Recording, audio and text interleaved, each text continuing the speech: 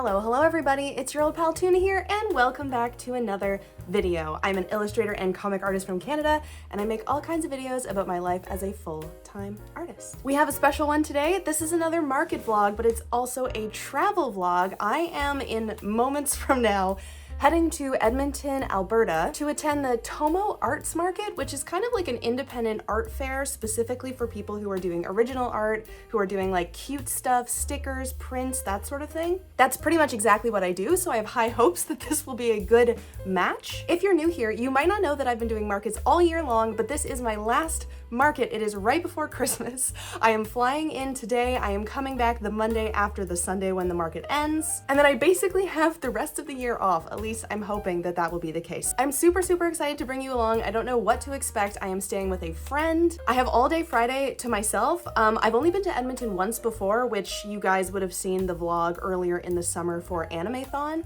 Back then it was like apocalypse fire country situation, and now I'm going in the middle of winter. So I'm getting the best of both worlds of Edmonton. But yeah, really looking forward to it. So without further ado, let's get on the road. Shall we?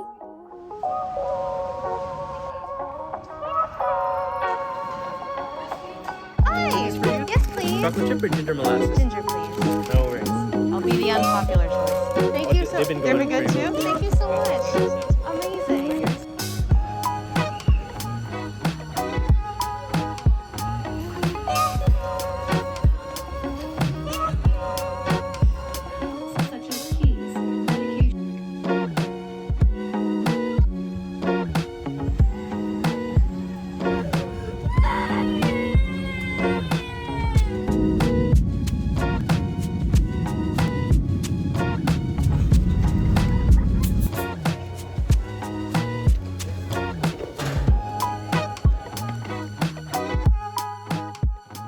Good morning, everyone. So a very uneventful travel day, aside from the fact that my plane was delayed an hour and a half.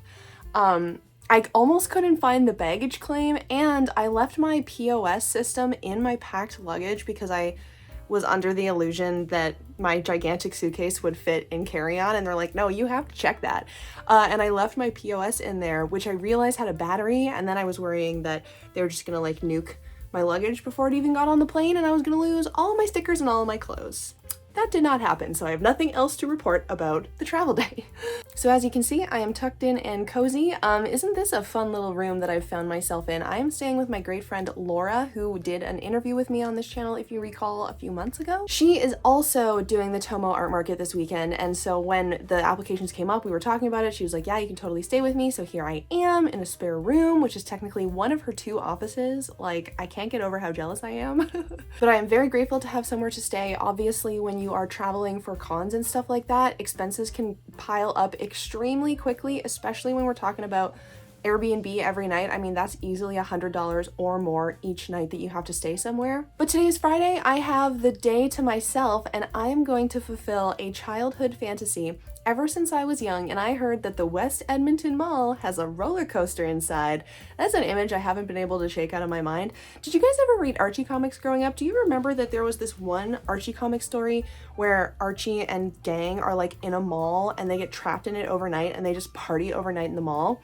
Basically, that's been my dream for my whole life. I don't think that's how today's gonna play out, but somehow, all of these childhood core memories are going to be inflamed by the experience, the sensory overload that will be the mall on like almost the weekend before Christmas, or maybe it is the weekend before Christmas. Who's counting at this point? But that's enough from me. Let's go explore West Edmonton Mall.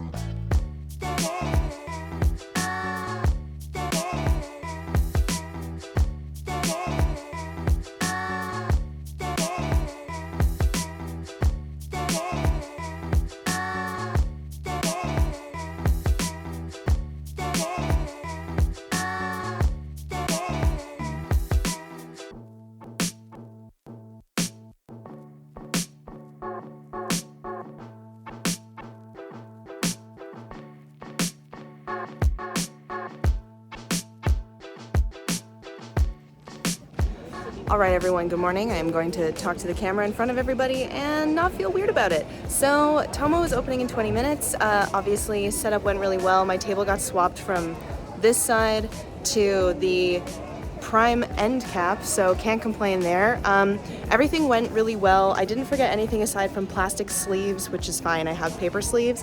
And Laura came through with the lend on this acrylic stand that's perfect for the sticker sheets, because otherwise I was going to do like I did at the Pentacon and just stick them all over the grid cubes, which is a little inelegant. But everything fit on the table. I didn't bring any of my graphic novels just because they're really heavy to carry in the suitcases and everything. But yeah, let's hope we sell out. And my goal this weekend is to sell one Fashion Cat kit. If I can sell one Fashion Cat kit, my entire year will be made. And guys, this is the last con of the year. So after this, I have just a little bit left for Patreon and commission stuff, and then I get to take time off and we can stop making market vlogs because they're getting a bit repetitive, don't you think?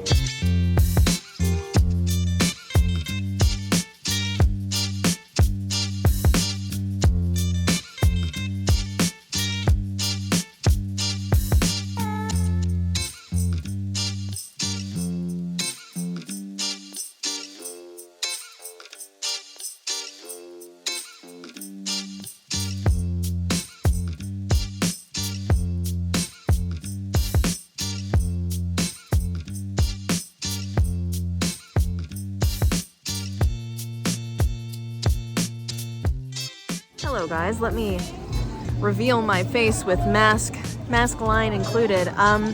It is just about 2 o'clock now. It was super busy when we first opened. Mega rush. I sold out of all my Toe Bean fan club tote bags. Oops, I brought 5. Should have brought more. But hopefully people will like the other designs too. Yeah, so far so good. Definitely slowed down now in the afternoon, but I don't mind either way. This is a sitting con for me, which is unusual. Usually I am a standing con vibe, but real chill energy.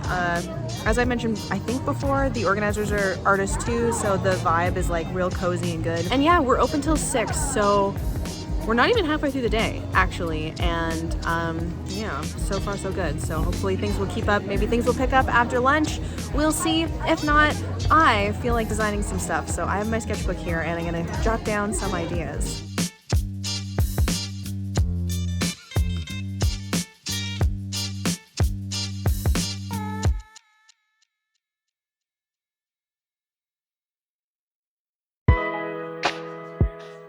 Good morning, everyone. It is Tomo Market Day 2. We got in early to do breakfast and have a chat, which is so nice. I don't know if any of you do markets or anime cons or anything like that, but you tend to see the same faces over and over again, the same people. Even here in Edmonton, there's a lot of Vancouverites and people who I would consider friends and colleagues who I've like never had a chat with. So it's really nice to be given a minute just to like mingle and talk and fuel ourselves. There's literally so much food that I have packed an entire plate full of food for lunch. It'll be the best fed I've ever been at a con, pretty much. We still have 40 minutes to open, so now's a good time for everyone to wander around and make purchases from each other, which is also a luxury.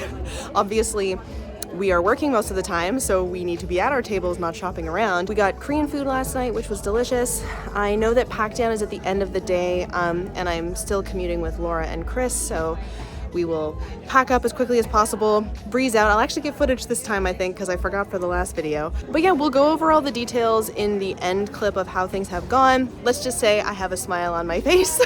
One thing I really want to know from you guys is what kind of footage do you want to see like during the actual show? I always struggle to come up with ideas, which is why these vlogs end up being a little bit shorter. But yeah, I just wanted to go over, now that we are at the end, we are taking down, how did I feel about Tomo? First things first, Tomo was great. I had an amazing time. I have no complaints. The organizers did a really good job creating like fun and engaging things for the attendees to actually do beyond just shopping. It was a market first and foremost, but they had a craft station where you could make the snowflakes and put them on the Christmas tree. Extremely cute. And they also had a bingo game that everyone could get, little printouts with like very easily attainable tasks at the market, and then the vendors would would fill it out, they would trade it in for a free postcard from one of the artists did like a design specifically for the thing. And the thing is this show is run by artists. These are people who understand what it's like to be in the position that I personally and all the other vendors am in. So in that, they know what they need, and they were really on making sure there were tons of volunteers available during the day, and the volunteers would go around offering everybody water and snacks if you needed them to watch your table, anything like that. And as well, like, sometimes I think at shows when there are volunteers walking around, I'm like, that's great, but if I need to go to the bathroom or do something and I don't see a volunteer immediately, I just have to wait around until I spot one. But for this one, they have a Discord channel specifically for everyone involved, all the vendors and the volunteers. And so we can all be in pretty much direct communication with each other. So if anybody needed something, they could just ping the chat and someone would come to their table and help them out. So obviously that doesn't scale super effectively for like really big and really busy shows, but I love that implementation specifically for this one. Personally, I think that doing these events, a lot of it for me is the social aspect. Like, I spend all of my time here in this room drawing, maybe posting or talking to people online occasionally and watching videos. And so like, I really enjoy the time that I get to spend with people, be that my colleagues, the fans and spectators at the show having a reaction to my work, or even the viewers, you guys. I did have 2 people be like, I watch your videos, and I love that. It's just so crazy to me. So when it came to the show, the first day was interesting. It was like really busy and then slow and then busy and then slow towards the end of the day. But on the second day, for me at least, it was like super slow until basically at the afternoon, where it got pretty busy for a few hours and then slowed off towards the end again. They said that there was just over 1,000 people attending on the first day, but I don't think I got the number for the second day, so I don't know if the second day actually was slower, but my sales ended up being pretty even across the 2 days, which was great. I do feel lucky to have been, selected to be a part of this. I would definitely go back, I think, like if the stars were to align with me having a place to stay and the airfare not being too expensive. And on that note, my expenses for this show were a little bit lower for like a usual travel situation. I think it was around $500, and that was mostly for the airfare and shipping the luggage, because airlines are like, cheap ticket, but you have to pay like $100 a suitcase. Plus a couple of Ubers that I had to take, which I do like to include in that total because I probably wouldn't be taking those Ubers if it wasn't for the show. And my goal for the weekend was to make $2,000. I was like, that's kind of the line that I want to be able to cross over to feel like this wasn't a total loss on my end. And I am pleased to report that my gross sales for the weekend were 2,700 Canadian dollars, which is better than I wanted. And so I was a smile on my face. Really can't complain about that, can I? The most amazing part, and part of why that number gets a little bit big, is that I actually sold 4, count them, 4 fashion cats over the weekend, which is super wild. Aside from the first event that I ever sold them at, I don't think I've sold any at my table when I've had them there. And I don't have them there at every show. It's just if the table happens to have space and it makes sense, I will. But I wanted to try them for this scene, and I think they might be the right crowd. I sold 1 to another vendor who was there, who I've met a couple times online and in person. And then the other 3 were just people, doll collectors, art, toy understanders who picked them up. And so I think that there will be crossover for that like nerdy art appreciator as people who would want to paint fashion cats as well. So I think going forward, I will bring a couple to every similar event that I think similar types of people will be at. And of all the designs, weirdly, the kitty cafeteria pair were the most popular. And I don't think that's happened before, that those have been the most popular at an event. And sometimes I bring it up and sometimes I don't, but every single event that I do, a different sticker sheet is the most popular one. It's odd. And also odd is that I sold a ton of prints, and I only sell postcard prints, little 5x7s. Some of them are gouache paintings, some of them are digital, and they're usually just leftovers from the Patreon monthly packages that I do. I don't think I'm a very strong print artist, but I guess people disagree because I ended up selling like almost 40 or more of those. I guess going forward, I should make more. I think I'm gonna like assess which prints I resonate with and which I resonate less with, and then try and make some art that's not Patreon related that I can make prints of, stuff that's maybe like more personal project-y. I don't know, seems like a good excuse to me. One of the things that I will say is like this traveling thing is new to me. I usually try and stay local within Vancouver, but but this year I did go to Edmonton, Seattle, Penticton, and Courtney, BC. And a lot of the time I feel very out of body while I'm traveling. Like I'm sleeping a little bit weirder, like especially if I'm being driven around by people or otherwise having to like assess other people's feelings in a situation, if that makes sense. I do think Edmonton/Alberta is a really good, easy kind of spread for me if I'm leaving BC. And I'm just gonna focus on Canada. So Edmonton, I applied to OdaFest in Calgary. Email sound pro YouTuber, by the way. But putting that all aside, I am very ready for a break. I have a little bit more to do before I can finally kind of like close the book, and on the recommendation of my friend, I am going to take a few days, maybe a week, if I can stomach it, to like not make art and just focus on like not doing my job. Which makes me uncomfortable. So we will see if I can survive. Thank you so much for being here. If you are watching this on launch day, it is Christmas Eve, so Merry Christmas to those of you who celebrate. A fabulous Sunday to those of you who do not. Please like the video if you enjoyed it. Please subscribe to the channel if you want to see more ongoing. And keep watching more videos because I've got like 70 videos on my channel. So, you know, you might as well keep watching.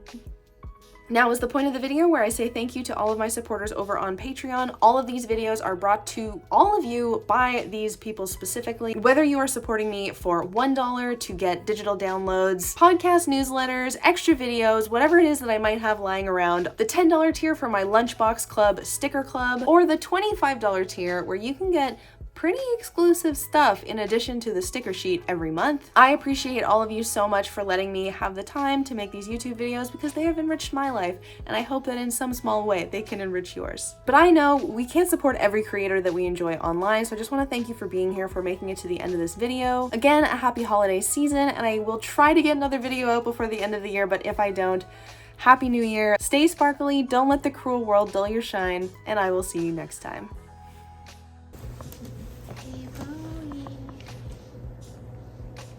Yeah, a camera. Let's snip it.